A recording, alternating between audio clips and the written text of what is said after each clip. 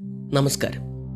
നൂറ്റാണ്ടുകൾക്ക് മുമ്പ് ഒരു നദീതീരത്ത് വലിയൊരു സൈനിക വ്യൂഹം വന്ന് അണിനിരന്നിരിക്കുകയാണ്. ഇവരുടെ ലക്ഷ്യം മറ്റൊന്നുമല്ല, ഈ നദിയുടെ നടുവിൽ നിലകൊള്ളുന്ന ഒരു ദ്വീപ് രാഷ്ട്രമുണ്ട്. അവരെ ആക്രമിക്കുക, കീഴടക്കുക.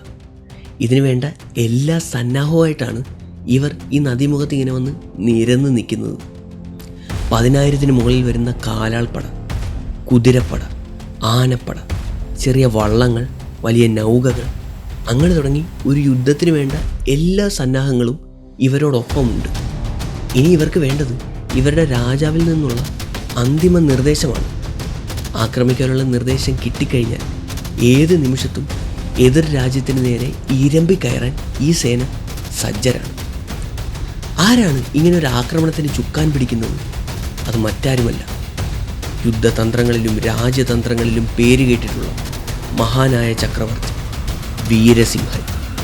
അദ്ദേഹത്തിൻ്റെ നേതൃത്വത്തിലാണ് ഇപ്പോൾ ഇവിടെ ഈ ഒരു സൈന്യം വന്ന് അണിനിരന്നിരിക്കുന്നത്. അപ്പോൾ ആരാണ് ഈ വീരസിംഹൻ?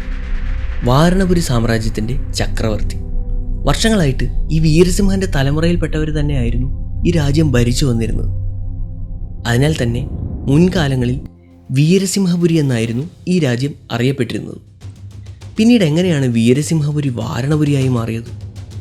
അതിന് പിന്നിൽ ഒരു രഹസ്യമുണ്ട്. അത് മറ്റൊന്നുമല്ല, അദ്ദേഹത്തിൻ്റെ ആനപ്പട കാരണമാണ് ഈ രാജ്യത്തിന് ഈ പേര് കിട്ടിയിട്ടുള്ളത്. തൻ്റെ ആനപ്പടയെ മുൻനിർത്തി തന്ത്രങ്ങൾ മെനയാൻ പ്രഗത്ഭനായിരുന്നു വീരസിംഹൻ. തൻ്റെ സേനയുടെ ഏതാണ്ട് 4 ഇരട്ടി വലിപ്പമുള്ള ഒരു മഹാസേനയെ നിഷ്പ്രയാസം പരാജയപ്പെടുത്തിയ ചരിത്രമുണ്ട് വീരസിംഹനും അദ്ദേഹത്തിൻ്റെ ആനപ്പടയ്ക്കും. ആനപ്പടയെ മാത്രമല്ല, അദ്ദേഹത്തിൻ്റെ കുതിരപ്പടയെയും കാലാൾപ്പടയെയും എവിടെ എങ്ങനെ ഉപയോഗിക്കണമെന്ന് കൃത്യമായ ധാരണയുണ്ടായിരുന്നു വീരസിംഹന്. അതുകൊണ്ട് തന്നെയാണ് ഇദ്ദേഹം പങ്കെടുത്തിട്ടുള്ള എല്ലാ യുദ്ധങ്ങളിലും ഇദ്ദേഹത്തിന് വിജയം കരസ്ഥമാക്കാൻ കഴിഞ്ഞിട്ടുള്ളത്. കുറച്ച് കാലമായി ഇദ്ദേഹം ഈ പടയോട്ടം തുടങ്ങിയിട്ട് തുടർച്ചയായിട്ട് കിട്ടിവരുന്ന ഈ വിജയം അദ്ദേഹത്തിൻ്റെ സൈനികർക്കിടയിൽ വലിയ ആത്മവിശ്വാസമാണ് ഉണ്ടാക്കിയിട്ടുള്ളത്.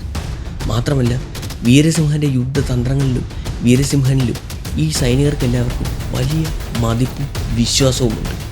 ഇത് തന്നെയാണ് ഒരു യുദ്ധത്തിന് പോകുന്നതിന് മുമ്പായിട്ട് ഏതൊരു രാജാവിനും വേണ്ട ആത്മവിശ്വാസവും. തൻ്റെ സൈനികർ തന്നോടൊപ്പമുണ്ടെന്നും തന്നെ വിശ്വസിക്കുന്നുണ്ടെന്നുമുള്ള ആത്മവിശ്വാസമുണ്ടെങ്കിൽ ഏത് രാജ്യത്തെയും എത്ര വലിയ സേനയെയും നമുക്ക് പരാജയപ്പെടുത്താൻ പറ്റും. എന്നാൽ ഇവിടെ ഒരു പ്രശ്നമുണ്ട്. ഇതുവരെ വീരസിംഹൻ്റെ സൈന്യം നേരിട്ടിട്ടുള്ളതെല്ലാം കരയുദ്ധങ്ങളാണ്. എന്നാൽ ഇവിടെ അങ്ങനെയല്ല. ഇവിടെ മിക്കവാറും ഒരു നദീയുദ്ധമായിരിക്കും സംഭവിക്കാൻ പോകുന്നത്. ചിന്തിച്ച് പ്രവർത്തിച്ചില്ലെങ്കിൽ ഒരു നിമിഷം കൊണ്ട് എല്ലാം താറുമാറാകും. വീരസിംഹൻ ചിന്താകുലനായി നിന്നു. ചിന്താകുലനായിട്ട് നിൽക്കുന്ന വീരസിംഹനെ കണ്ടിട്ട് അദ്ദേഹത്തിൻ്റെ പടനായകൻ അദ്ദേഹത്തോട് ചോദിച്ചു, അങ്ങ് എന്താണ് യുദ്ധത്തിന് ആഹ്വാനം ചെയ്യാത്തത്? എന്താണ് അങ്ങ് ഇങ്ങനെ മടിച്ച് നിൽക്കുന്നത്? നമ്മൾ ഇതുവരെ നേരിട്ടിട്ടുള്ള രാജ്യങ്ങളെ വെച്ച് നോക്കുമ്പോൾ ഇത് വളരെ ഒരു ചെറിയ രാജ്യം മാത്രമാണ്. നമുക്കിവരൊരു ശത്രുവേ അല്ല. പിന്നെ എന്താണ് അങ്ങ് ഇത്രയധികം ചിന്തിക്കുന്നത്? അങ്ങ് നോക്കുക, അവർക്ക് ശക്തമായിട്ടുള്ളൊരു കോട്ടമതിൽ പോലുമില്ല. ഇത്രയും വലിയൊരു സേന ഇവിടെ വന്ന് അണിനിരന്നിട്ട് അവരാരും പ്രതികരിക്കുന്നതേയില്ല. ഭയം അവരെ എപ്പോഴേ കീഴടക്കി കഴിഞ്ഞിരിക്കുന്നു. അങ്ങ് ധൈര്യമായിട്ട് ആക്രമിക്കുവാൻ നിർദ്ദേശം നൽകിയാലും നമ്മുടെ സേന അങ്ങയുടെ നിർദ്ദേശത്തിനായി കാത്തു നിൽക്കുകയാണ്. അല്പസമയത്തെ മൗനത്തിന് ശേഷം വീരസിംഹൻ മറുപടി നൽകി, അങ്ങ് പറഞ്ഞ ഇതേ കാര്യങ്ങൾ തന്നെയാണ് എന്നെയും ആശയക്കുഴപ്പത്തിലാക്കിയിരിക്കുന്നത്. അങ്ങ് നോക്കുക, ഇത്രയും വലിയൊരു സേന യുദ്ധസന്നിഹിതരായി ഇവിടെ അണിനിരന്നിട്ട് അവരാരും ഒരു തരത്തിലും പ്രതികരിക്കുന്നതേയില്ല. ഭയമാണ് കാരണമെങ്കിൽ തീർച്ചയായിട്ടും അവർ ആരെയെങ്കിലും ഒരു സമാധാന സന്ധിക്കായിട്ട് ഇങ്ങോട്ടേക്ക് പറഞ്ഞയച്ചേനെ. എന്നാൽ അവരത് ചെയ്തിട്ടില്ല. അപ്പോൾ അവരുടെ ഈ മൗനത്തിന് കാരണം അവരെന്തിലോ അടിയുറച്ച് വിശ്വസിക്കുന്നു എന്നതാണ്. നമുക്കവരെ തോൽപ്പിക്കാനാവില്ല എന്ന പൂർണ്ണ വിശ്വാസം അവർക്കുണ്ടാവണം. അതാണ് അവരാരും നമ്മുടെ ഈ സേനയെ കണ്ട് ഭയക്കാത്തതും നമ്മോട് പ്രതികരിക്കാത്തതും. അങ്ങ് നോക്കുക, അതിശക്തമായി ഒഴുകുന്ന ഭാമിനി നദിയുടെ നടുവിലാണ് ഈ ദ്വീപ് നിലകൊള്ളുന്നത്. അതും 150ഓളം അടി ഉയരത്തിൽ നിലകൊള്ളുന്ന കിഴുക്കാൻ തൂക്കായ പാറക്കെട്ടുകൾക്ക് മുകളിൽ. ഭൂമിശാസ്ത്രപരമായിട്ടുള്ള ഇത്രയും സവിശേഷതകൾക്ക് മുകളിൽ ഏത് കോട്ടമതിലിനാണ് സംരക്ഷണം നൽകാൻ കഴിയുന്നത്? ഒരുപക്ഷെ ഇത് തന്നെ ആയിരിക്കണം അവരുടെ മനോബലവും. ഇനിയുള്ള ഓരോ കരുക്കളും ആലോചിച്ച് മാത്രമേ നമ്മൾ മുന്നോട്ട് നീക്കാവൂ. ആ നദിയിൽ നിന്നും ഉയർന്നു പൊങ്ങി നിൽക്കുന്ന ആ മഹാദ്വീപിനെ നോക്കി ഇരുവരും ചിന്താകുലരായി നിന്നു. ആ ദ്വീപിൻ്റെ പേരാണ് സേതാഗിരി, അല്ലെങ്കിൽ മേദിനി കാണ്ഡം. Welcome to fine story.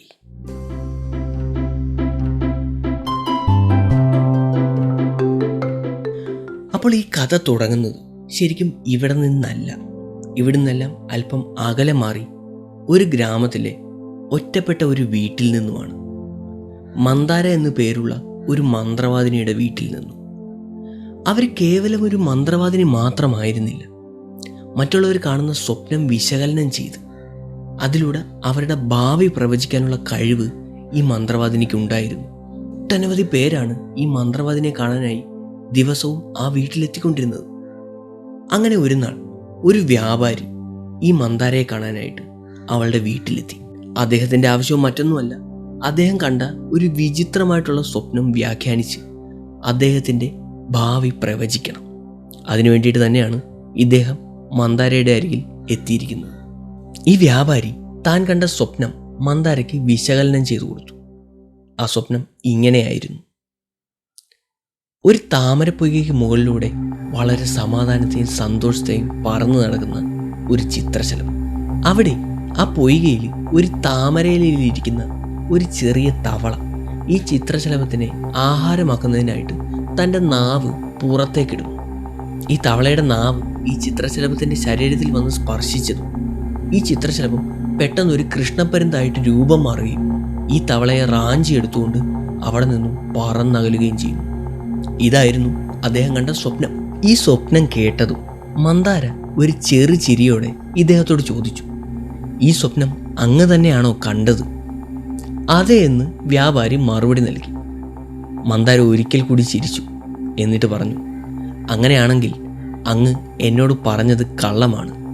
അങ്ങ് വെറും ഒരു വ്യാപാരിയല്ല, മറിച്ച് ഒരു രാജകുടുംബാംഗമാണ്.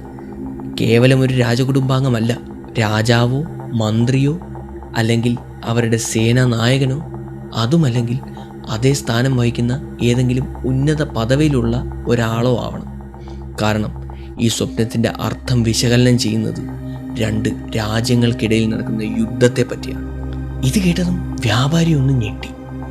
അദ്ദേഹം മന്ദാരയോട് പറഞ്ഞു, ദയവായി അങ്ങ് ഞാൻ കണ്ട സ്വപ്നത്തിൻ്റെ അർത്ഥം വിശകലനം ചെയ്താൽ. ഒരു ചെറു ചിരിയോടെ മന്ദാര ആ സ്വപ്നത്തിൻ്റെ അർത്ഥം വ്യാഖ്യാനിക്കാൻ തുടങ്ങി.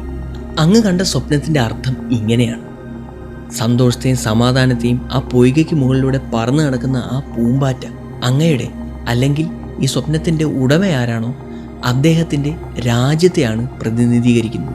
പുറത്തുനിന്ന് നോക്കിക്കാണുന്ന ആരെയും ആകർഷിക്കുന്ന അത്രയും സൗന്ദര്യമുള്ളൊരു രാജ്യമാണ് അങ്ങയ്ക്കുള്ളത്. മാത്രവുമല്ല, ഈ രാജ്യത്തെ സ്വന്തമാക്കണമെന്ന് ആരായാലും ഒന്ന് ആഗ്രഹിച്ചു പോകും. അത്തരത്തിൽ അങ്ങയുടെ രാജ്യത്തെ ആക്രമിച്ച് കീഴടക്കണമെന്ന് ആഗ്രഹിച്ച മറ്റൊരു രാജ്യത്തെ പ്രതിനിധീകരിക്കുന്നതാണ് അങ്ങ് കണ്ട സ്വപ്നത്തിലെ ആ തവള. പൂമ്പാറ്റയെ നിസ്സാരമായി കണ്ട തവളയെ പോലെ അങ്ങയുടെ രാജ്യത്തെ ആക്രമിക്കാൻ എടുത്തു ചാടിയ ആ രാജ്യം അറിഞ്ഞിരുന്നില്ല അങ്ങയുടെ രാജ്യത്തിൻ്റെ ശക്തി എന്താണെന്നുള്ളത്. വളരെ നിസ്സാരമായിട്ട് തന്നെ അങ്ങയുടെ രാജ്യം ആ രാജ്യത്തെ പരാജയപ്പെടുത്തുന്നു. ഇതാണ് അങ്ങ് കണ്ട സ്വപ്നത്തിൻ്റെ വ്യാഖ്യാനം. അതായത് ഇനി വരാനിരിക്കുന്ന കാലത്തിൽ അങ്ങയുടെ രാജ്യത്തിന് നേരെ ഉണ്ടാകാൻ പോകുന്ന ഒരു ആക്രമണത്തെയാണ് ഈ സ്വപ്നം വിശകലനം ചെയ്യുന്നത്. എന്നാൽ ആ രാജ്യം നിങ്ങളുടെ രാജ്യത്തിന് ഒരു എതിർകക്ഷിയേ അല്ല. നിങ്ങളുടെ രാജ്യം വളരെ നിസ്സാരമായിട്ട് തന്നെ ഈ യുദ്ധത്തിൽ മേൽക്കോയ്മ നേടുകയും അവരെ ഛിന്ന ഭിന്നമാക്കുകയും ചെയ്യും. സ്വപ്നത്തിൻ്റെ വിശകലനം കേട്ടതും വ്യാപാരി ഞെട്ടി. അദ്ദേഹം ഏറെ ആകാംക്ഷയോടെ മന്ദാരയോട് ചോദിച്ചു, മന്ദാര, നിനക്ക് എങ്ങനെയാണ് മനസ്സിലായത് ഇത് രാജകുടുംബത്തെ പ്രതിനിധീകരിക്കുന്ന സ്വപ്നമാണെന്ന്? മന്ദാര ഒന്ന് ചിരിച്ചിട്ട് ഇങ്ങനെ മറുപടി നൽകി, സാധാരണയായി സ്വപ്നം വിശകലനം ചെയ്യുമ്പോൾ താമര, കൃഷ്ണപ്പരുന്ത് എന്നിവ രാജകുടുംബത്തെയാണ് പ്രതിനിധീകരിക്കുന്നത്. ഇത് ഇന്നേ വരെ തെറ്റിയിട്ടില്ല.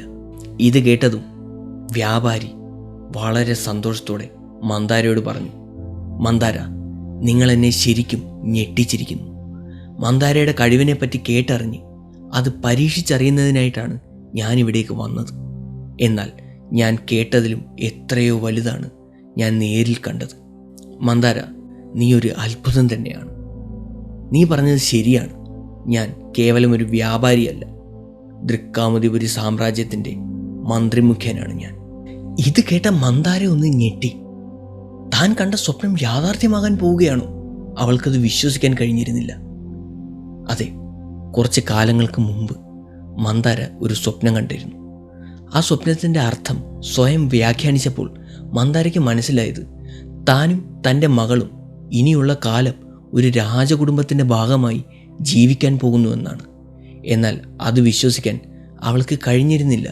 അതിന് യാതൊരു സാധ്യതയും ഇതുവരെയും അവൾക്ക് തോന്നിയിരുന്നുമില്ല. ഇപ്പോൾ പോലും മന്ദാരയ്ക്ക് ഇതൊന്നും വിശ്വസിക്കാൻ കഴിയുന്നില്ല. മന്ത്രിമുഖ്യൻ തൻ്റെ സംസാരം തുടർന്നു. മന്ദാര, ഞാൻ നിന്നെ എൻ്റെ രാജ്യത്തിൻ്റെ ഭാഗമായി കൊണ്ടുപോകാൻ ആഗ്രഹിക്കുന്നു. ഇനിയുള്ള കാലം ഞങ്ങളുടെ രാജ്യത്തിൻ്റെ പ്രധാന ഉപദേഷ്ടാക്കളിൽ ഒരാളായി നിനക്കവിടെ തുടരാം.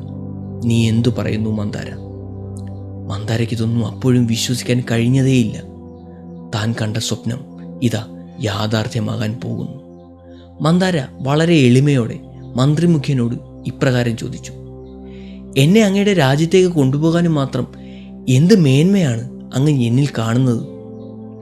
ഇതിന് ഒരു ചിരിയോടെ മന്ത്രിമുഖ്യൻ മറുപടി നൽകി: മന്ദാര, നീ ഇപ്പോൾ വിശകലനം ചെയ്ത സ്വപ്നം കുറച്ച് കാലങ്ങൾക്ക് മുമ്പ് ഞങ്ങളുടെ രാജാവ് കണ്ട സ്വപ്നമാണ്.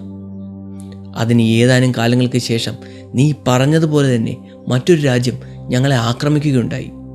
വളരെ നിസ്സാരമായിട്ട് തന്നെ ഞങ്ങൾ അവരെ പരാജയപ്പെടുത്തുകയും ചെയ്തു. എന്നാൽ ഇന്ന് നീ ഈ സ്വപ്നം വ്യാഖ്യാനിച്ചപ്പോൾ ഞാൻ ശരിക്കും ഞെട്ടിപ്പോയി. നിന്നെ ഞങ്ങൾക്ക് ആവശ്യമുണ്ട്. ഇനിയുള്ള കാലം, ഇനി വരാനിരിക്കുന്ന ഭാവിയെപ്പറ്റി മുൻകൂട്ടി അറിഞ്ഞ് പ്രവർത്തിക്കാൻ നീ ഞങ്ങൾക്ക് ഉതകുന്നതായിരിക്കും. നിന്നെ ഞങ്ങൾക്ക് വേണം. ദൃക്കാമതിപുരിക്ക് നിന്നെ ആവശ്യമുണ്ട്. അങ്ങനെ മന്ദാരയും മന്ദാരയുടെ മകളും മന്ത്രിമുഖ്യനോടൊപ്പം അല്പം അകലെയായി കാത്തുകിടന്നിരുന്ന ഒരു വഞ്ചിയിൽ കയറി കൊട്ടാരത്തിലേക്ക് യാത്ര പുറപ്പെട്ടു. ഇനി വരാനിരിക്കുന്ന ഭാവിയെക്കുറിച്ച് ഓർത്ത് ഏറെ സന്തോഷവതിയായിരുന്നു മന്ദാര. എന്നാലും താൻ കണ്ട സ്വപ്നം യാഥാർത്ഥ്യമായി എന്ന സത്യം മന്ദാരയ്ക്ക് ഒട്ടും ഉൾക്കൊള്ളാൻ കഴിഞ്ഞിരുന്നില്ല. മന്ദാര കണ്ട ആ സ്വപ്നം എന്താണെന്നറിയാൻ നിങ്ങൾ ആഗ്രഹിക്കുന്നുണ്ട്? അങ്ങനെയാണെങ്കിൽ ഇതിനു മുമ്പ് നമ്മുടെ ചാനലിൽ ഷോർട്ട് വീഡിയോ ആയിട്ട് നമ്മൾ ആ സ്വപ്നം വിശകലനം ചെയ്ത് ഇട്ടിട്ടുണ്ട്. അതിൻ്റെ ലിങ്ക് ഞാനിവിടെ ആഡ് ചെയ്തേക്കാം. ഇത് മാത്രമല്ല, ഇത്തരത്തിൽ മന്ദാര വ്യാഖ്യാനിക്കുന്ന പല സ്വപ്നങ്ങളുടെയും വീഡിയോ നമ്മൾ ഇതിനു മുമ്പ് ചെയ്തിട്ടുണ്ട്. നിങ്ങൾ സമയം കിട്ടുവാണെങ്കിൽ ആ വീഡിയോസും കൂടെ കണ്ടു നോക്കുക. അപ്പോൾ മന്ദാര തൻ്റെ യാത്ര ഇവിടെ തുടങ്ങുന്നതേ ഉള്ളൂ. അതിലുപരി മേദിനി കാണ്ഡത്തിലേക്കുള്ള ആദ്യ വാതിൽ കൂടിയാണ് നമ്മൾ ഇവിടെ തുറക്കുന്നത്. മേദിനി കാണ്ഡത്തിൻ്റെയും ദൃക്കാമതിപുരിയുടെയും വീരസിംഹപുരിയുടെയും എല്ലാം കഥ നിങ്ങളെ തേടി എത്തുന്നതാണ്. ഒരിക്കൽ കൂടി ഞാൻ നിങ്ങളെ ഫൈൻ സ്റ്റോറിയിലേക്ക് സ്വാഗതം ചെയ്യുന്നു. See you again.